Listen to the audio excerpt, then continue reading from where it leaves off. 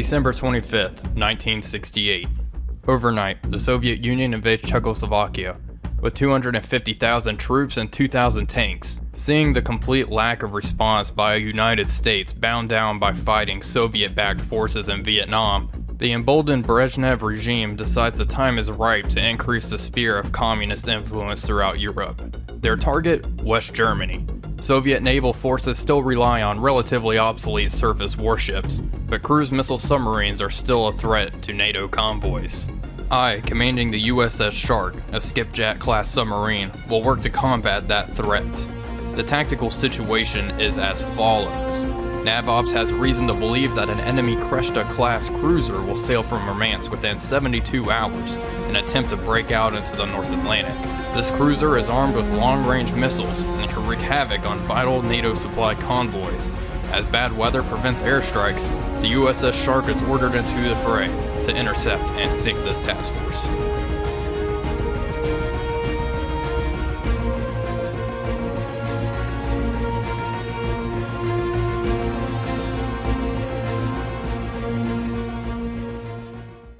Hello everybody, Wolfpack345 here, and welcome to episode number 1 of our 1968 campaign in Cold Waters. As you can see, we will be setting sail in the USS Shark, a skipjack-class submarine, which was actually the first attack sub to feature the revolutionary teardrop hull that we see here. This campaign is going to be very interesting for many reasons. I'm sure quite a few of you have played Cold Waters before and have heard of the infamous 1968 campaign. It is very difficult, mostly because of the weaponry you have available. No Moss decoys, nothing like that. We have Mark 16 torpedoes, which some of you might recognize as being World War II torpedoes. Yes, that's right. We actually have used these in Silent Hunter 4 before, in previous series of that. And but these aren't as bad. They're not wire guided, obviously, but they are still useful. I found them useful in launching spreads. That seems to help out. So we'll see how these do. As a matter of fact, I plan to use them in this episode here. We also have Mark 37s, which are indeed wire-guided torpedoes. However, they have the drawback of being as slow as a turtle. They have a maximum speed of 26 knots. That's right. 26 knots is their maximum speed, so almost every single surface vessel can outrun them, and most submarines can outrun them. So yeah, that's not good. It's going to be very difficult. My plan is to be very stealthy and very sneaky, and really just launch these at point-blank range to hit the enemy. Now, one of the problems with that is the skipjack itself is not the quietest sub. It is pretty fast though. It's actually one of the faster submarines.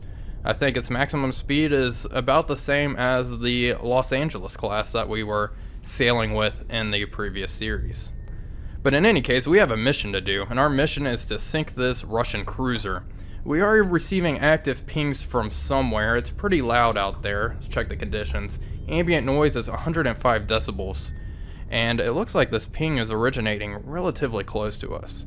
Let's actually pop up to periscope depth and take a look. These rough conditions should help conceal my boat from any RBUs and torpedoes that might be launched at me. This is going to be interesting. It actually sounds like looks like they're pretty far out. I don't know if that that bearing line is accurate in terms of range, but we'll find out. Okay, we're up to periscope depth. Let's go ahead and raise the scope. I've already rigged the boat for ultra quiet, and we are operating at 5 knots, so we should be relatively quiet. And with these choppy seas, I think we'll be okay. Let's raise the scope. Thought I did that earlier, pressed the wrong button. I'm a little rusty, it's been a while since I played. Okay, we have quite a bit of ESM here. Let's take a look, see what we can find. We last left them at 106. Okay, we have detected them. Oh god, something's almost right on top of me. 084 degrees. I don't see anything. Oh, there she is. That's the escort. So E2 down here must be our cruiser at 107 degrees. I'm not seeing her. This to be right here, obstructed by waves, possibly. Oh, she's freaking close. Okay, down scope. Do we have a layer? No, no layer. Let's drop down to 100 feet just in case our boat broaches. Make depth 100 feet, dive by. So E1, I think is the close one. Yeah, that's right. This is the destroyer. Good to know. See, we can barely even pick her up on passive sensors here. And even if we sent out a ping, we'd barely pick her up. I just don't want our periscope to be picked up on radar or even through visual lookouts on the bridge. Let's actually come up, back up to periscope depth. I think periscope depth is the only way I'm going to be able to launch a shot here. This is interesting. Okay, we're getting pinged. Wow, we can't hear them on anything. Wow. This is going to be interesting, an interesting series, let me tell you. My personal goal for this series is to make it to episode number 5. I feel like if I can make it to episode number 5 and die after that, I won't be embarrassed. However, if I die this episode, I will be. Okay, once we're at 0.45 feet, we'll go ahead and raise our periscope one more time and take another look. Alright, up scope. Let's drop down to around 3 knots. I want to be, yeah, 3 knots. I want to be as quiet as possible here. Okay. If I can, that's the bloody destroyer at 060 degrees. I'm not sure what kind of destroyer that is. My identification skills for Russian Cold War era warships is quite poor, admittedly. Making turns for 3 knots. I don't see how they are seeing, well, let's go ahead and mark this dude. Sonar, Catching. 1 is classified as escort. Perfect. And they saw something. E2, where is that? Echo 2, 097 degrees. Let me see that. No visual on Echo 2. But at least we kind of know where it is. This Catchin cannot hear me. That is very good. Let's not turn and get her in our baffles. Let's go ahead and turn and make our heading kind of north. I'm assuming this is our primary target. And if that's the case, that sets us up for a perfect 90-degree AOB shot.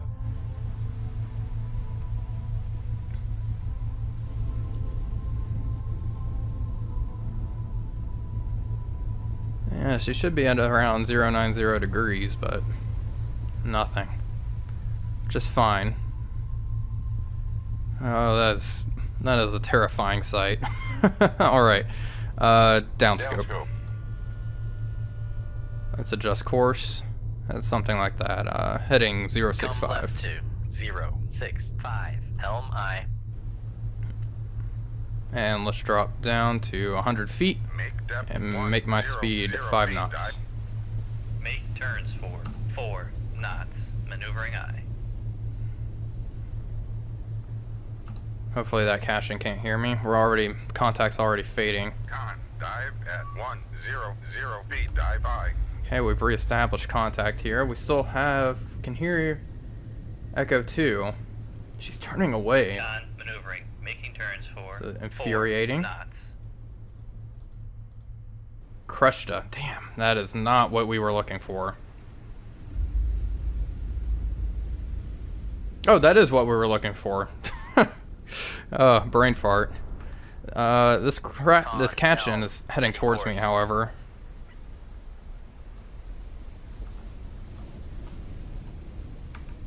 Okay, this is looking alright. I want to get closer to launch our torpedoes.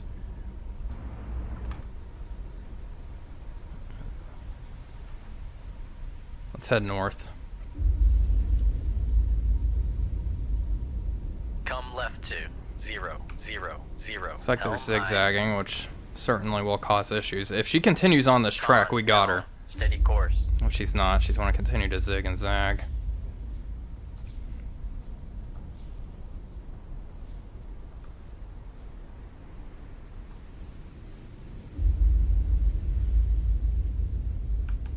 Okay, I think I may have to fire now. Let's come up to periscope depth. Oh, wrong button. Depth 4, 5 A little feet, rusty, as I dive by. said. Bring our speed down to 3 knots and we're prepared to launch. 3 knots. Maneuvering aye. We'll launch a spread of 4. Oh man, my heart is pounding. This is tense. And I wonder if she's going to hear the launch in these weather conditions. If I remember correctly, if it's Making turns negative 20 knots. or lower, like negative 25 or 23 in this case, they will not hear the launch. Okay, once we're up to periscope depth. Con, dive at 4, 5 feet, dive by. I'm gonna let her turn. She's slowing down. Okay, let's go ahead. We're gonna have to launch here, folks. 2-1, fire. Aye, sir. Con, fire control. Unable to fire. Shoot 2-4. Aye, sir. Alright, time to get the hell out of here. Sink like a rock. All ahead 10 Con knots. sonar. We are cavitating. Con sonar. No longer cavitating. Just drop a decoy. Get the fuck out of here. Okay, all ahead full. Con sonar. We are cavitating. Yep. She only launched 1 torpedo. It hasn't gone active yet. Con sonar lost contact. Master 1. Last bearing 3. 1. Oh, this is going to be Contact close. Passing 200 Got her. feet. 2 hits. Alright, Maneuvering. let's get the hell out of here. Mission accomplished. 0 knots. Okay. Drop down the standard speed. Con sonar. No longer cavitating. Oh, beautiful. That is awesome. Con maneuvering. Making turns I was kind of worried none of them would hit. Alright, let's go down to... Let's make my depth 450 feet. Depth 4, 5, 0 feet, dive by. There she goes. Awesome. Let's go ahead and begin the process of reloading. Let's reload all Mark 16s here. Okay, that torpedo has gone active, but they overestimated how far away we were, which is fine by me. It's time to get the heck out of here. We'll maneuver at 15 knots and really just put as much distance between us and that Katchen over there. Oh, awesome. I have to say, it is really rewarding to actually sink enemy vessels in this campaign. As opposed to, you know, wire guide them in. You kind of have to... Spreads are extremely valuable. Con, dive at 4, Alright, let's 5, 0 really time to feet, run dive away. by. We're very lucky only 1 torpedo was launched at us, as far as we know. Tube 1 ready. Tube 1's already ready. Perfect. I'm just admiring this cruiser. How many tons is that?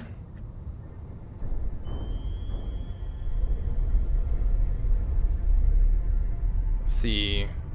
7,500 tons. Crew of 380. And she's about to hit the seafloor here. Wow. It is really rewarding. And that went better than expected. If I were closer, I probably would have limited my spread to around 2 torpedoes, but since we were kind of far away, I figured it was best just to launch as many as possible and hope we get a hit. Torpedo room. Tube 2 ready.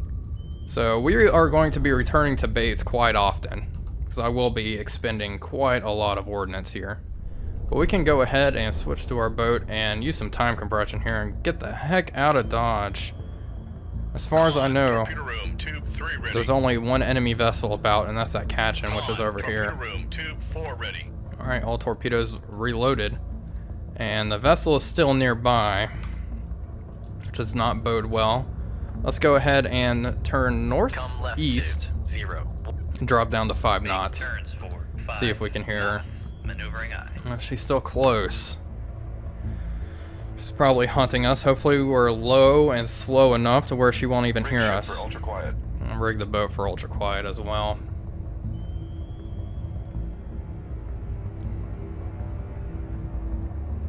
That was awesome. I am quite excited for this playthrough. It's definitely going to be a challenge, especially since I'm far from the best at this game. But the way I want to play it, I want to play it somewhat realistically. I don't want to go in there guns a-blazing. high speed. You could use your speed to your advantage and really get around that way, but I'm definitely going to try to maximize how stealthy we are and try to remain undetected. So that's going to mean a lot of maneuvering into enemies' baffles and sitting there and waiting to get into an appropriate attack position. This was a fairly straightforward attack and went rather well, I have to say. So no vessels nearby, no weapons nearby, no aircraft, or no flooding. The USS Shark left unscathed. So one Cashin was able to escape, but the Kreshta 1 was sunk. We have 9 Mark 16s left and 11 Mark 37s. Alright, well, then my personal congratulations, Commanding Officer Wolfpack and crew, for delivering a crucial blow to the enemy naval forces. It is an honor to serve as your commander. We'll see to that we, crew and all, have a drink when the Shark hits the beach. Stand by for new orders on this downlink. Alright. Let's see, what do we have here? Convoys arrive. Convoys from North America continue to ferry goods into Western Europe with minimal losses. This has been attributed to the efficient cooperation among NATO forces. The convoy system worked in World War I and World War II, and it still works today, the spokesperson for NATO Naval Operations said. Meanwhile, in Western Europe, food and material shortages have failed to materialize in unoccupied territories. Authorities urge citizens not to make runs on the bank, but instead show restraint. The financial system can remain functional despite the ongoing conflict. Alright. Sacklant sends. My personal goal, congratulations, Commander Wolfpack. Alright. Yes, sir. So we had an odd little incident with the game. It seems the menus glitched out and I had to reload, but thankfully we progressed on to the next mission and I didn't have to redo anything. Hopefully we don't have those issues again. Anyway, here's our new orders. Intelligence situation. Intelligence data indicates an enemy plans an amphibious landing at Reykjavik and Keflavik, Iceland. A task force with landing ships is leaving Archangels now. You must intercept and destroy this force before the landing occurs. Nav Ops is depending on you. No other ships or aircraft are in position to intercept the enemy in time. Alright, should be quite interesting. Let's go ahead and continue continue on course. We'll go ahead and pause there and go to the summary. As you can see, the USS Shark has been at war for 3 days. 1 capital ship is sunk, and that leaves us with 7,500 tons of shipping sunk. So the game did not completely crash and ruin my progress, which is good. But anyway, that is going to end this here episode. I hope you enjoyed it. If you did, if you would consider leaving a like on the video, especially since this is the first one of the series, it really helps the video get out there on YouTube and gain some traction.